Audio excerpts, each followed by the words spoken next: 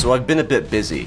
Around half a year ago, I had a great idea. Since the HSTV-L is so incorrect, I would correct it myself. I would do this with a custom user mission. With this, you can edit all the properties of a vehicle. There was one slight issue though. I'm not very bright and have a very short attention span, so when trying to get the mission working, I gave up after an hour. Thankfully, someone taught me how to recently. Many thanks to Optical Ilyushin. He did most of the work anyway. However, there is another problem. At this point in time, the HSTV-L is mostly correct. There are some things left over, but for the most part they're pretty minor. So instead of just fixing the HSTV-L, we're going to be having a bit of fun too. I'll also try to recreate the RDF-LT, basically a more practical HSTV-L. First, the silly stuff. There's something I've always wondered. Could the game handle projectile moving at the speed of light? Well, kind of. For reference, that round had about half the energy of the Fat Man bomb. I also wanted to see how fast I could make it, so I gave it 200 more horsepower. To be honest, I didn't notice a difference, so I did two things. I gave it the T80 BVM's gearbox, and gave it around 8,000 horsepower. If you play the Type 93, you probably already know this, but turns out there is such a thing as being too fast. And since I'm always talking about the fire rate, what if it fired as fast as a minigun?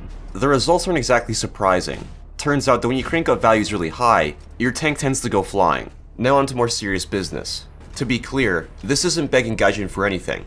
All of these changes have already been reported. This is only to show what it could look like in game. First up, the fire rate. The gun's final fire rate was 70 RPM, or 1 round every 0.85 seconds. That's not the number we'll be using though. The HSTV-L is only cited at 60, so that's what we'll be using. It's only half a second faster, but it makes a surprising difference. In the past I said it wouldn't change anything, but I take that back. At top tier, tanks have very fast reaction times, so the faster you can follow up the better. Next, there's this APF SDS round, XM885. First up, penetration. Quite frankly, XM274 ammo is an absolute mess. Years before XM885 was made, the gun was said to be on par with M774, but then years later, another publication says the XM885 is the same. There is something we know for sure, and that is the XM885 is missing a lot of velocity, about 10% of it. It's also missing a bit of mass. Using M774 as a base, I did some very rough estimates. It's slightly worse than M774, which isn't really true to life, but it's what I think Gaijin would do. In War Thunder, ammo tends to underperform.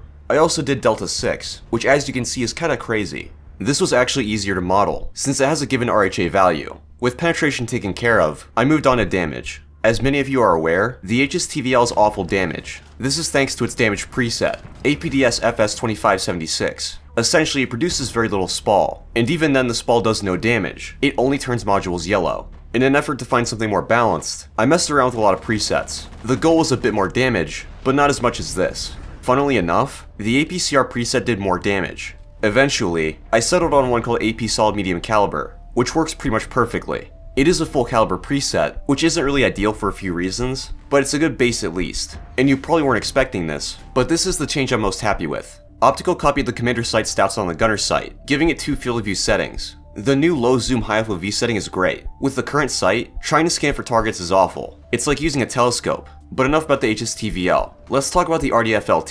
Here are its rough stats. Ignore the name and the stingers. I made a suggestion for an RDF variant, so I already had the stat card on hand.